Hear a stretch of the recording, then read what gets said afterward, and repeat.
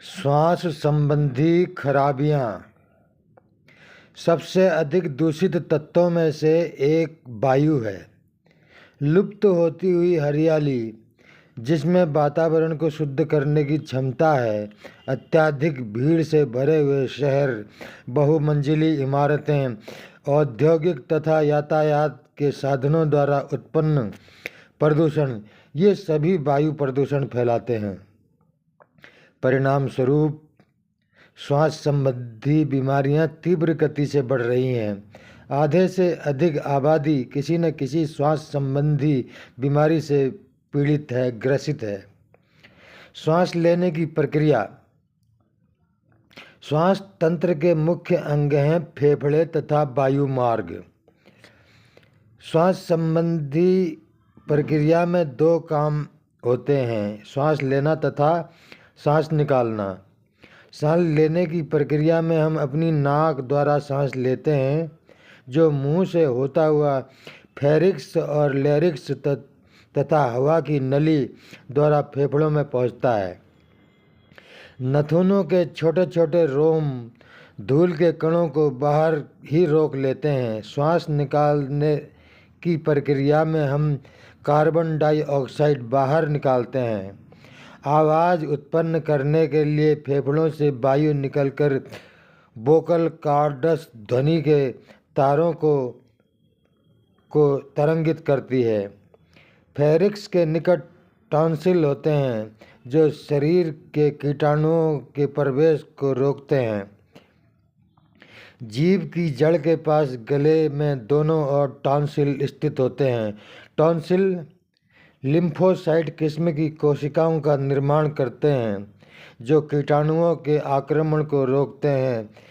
जब ये बढ़ जाते हैं, नाक से फेफड़े में वायु जाने में बाधा पड़ती है तथा मुंह से खाना खाने की नली में जाने में कष्ट होता है।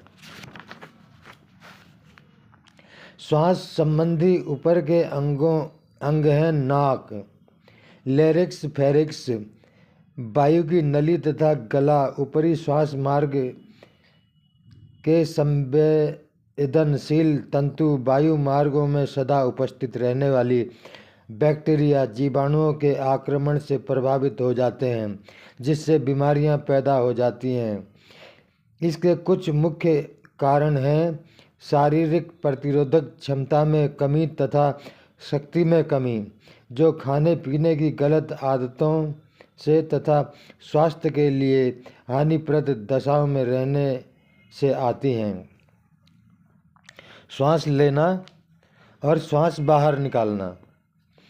जो वायु हम श्वास प्रक्रिया द्वारा अंदर लेते हैं, वो बाहर निकालते हैं।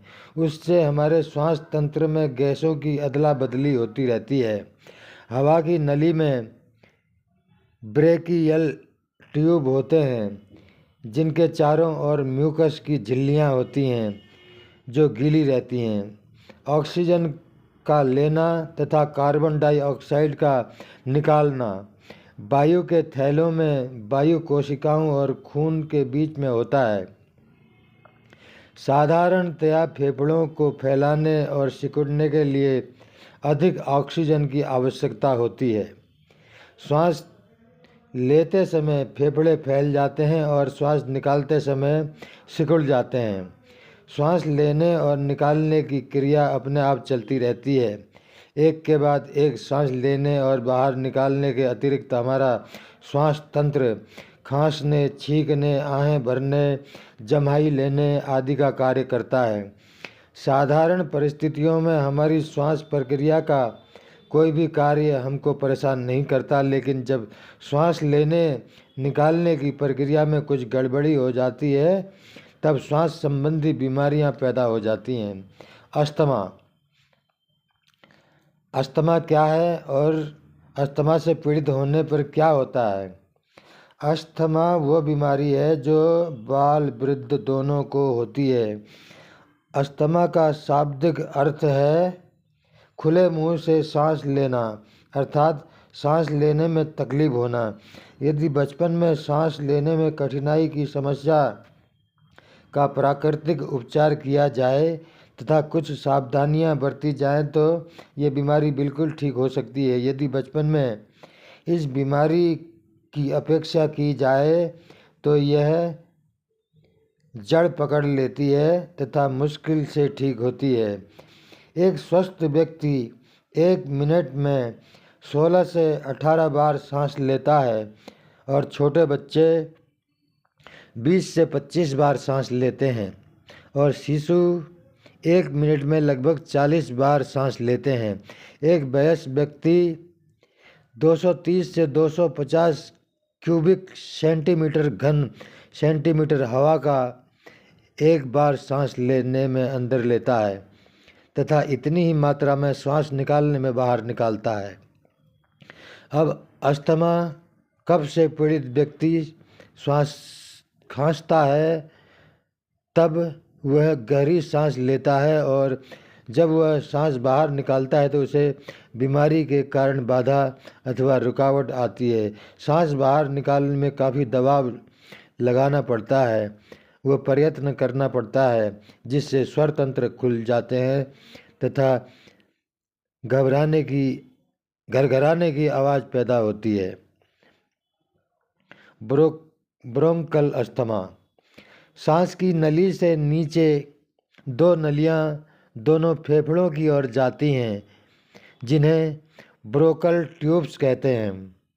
इससे व्यक्ति छाती में दर्द के कारण कराहता है तथा उसके सांस लेने की अवधि लंबी होती है तथा सांस निकालने की अवधि अपेक्षाकृत बहुत कम होती है। दोनों में कोई तारतम्य नहीं रहता। जब छाती में सूजन अथवा सांस लेने में रुकावट होती है तो मनुष्य सांस लेने के लिए छटपटाता है। ये ब्रोंकल अस्थमा के लक्षण हैं। ब्रोंकाइटिस, ब्रोंकल ट्यूब्स के चारों ओर म्यूकस की झिल्ली होती है।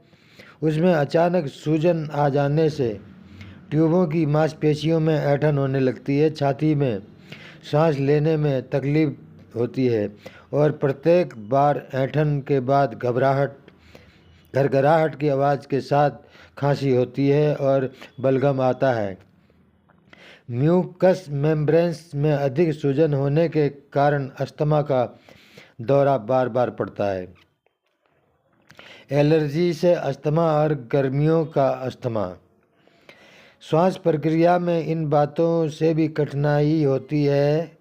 धूल के प्रति अति संवेदनशीलता, उत्तेजक दवाइयाँ, दुर्गंध तथा सुगंध, भोजन विशेष पराग, कागज़ की तेज गंध, कपड़े की गंध, पालतू पशुओं के संपर्क में आने से फफूंद, प्रोटीन आदि।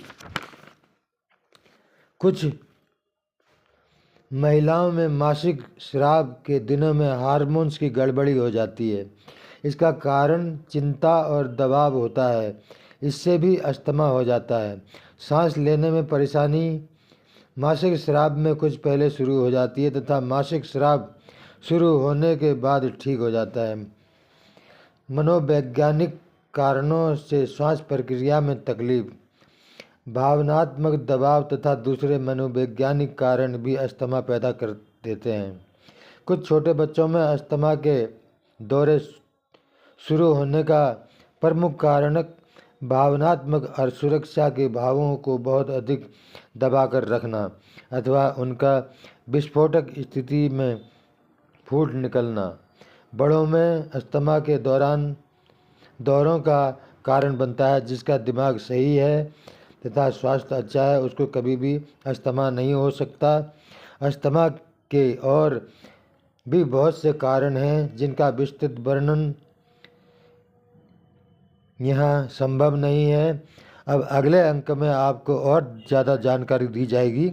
आपके शरीर के आपको स्वस्थ कैसे रखा जाए, आप स्वस्थ कैसे रह सकते हैं, इसके लिए अगले अंक में बताएंगे। दोस्तों थैंक यू, धन्यवाद। आपका दोस्त, आपका भाई, हेल्थ सलाहकार हरी सिंह बिष्ट।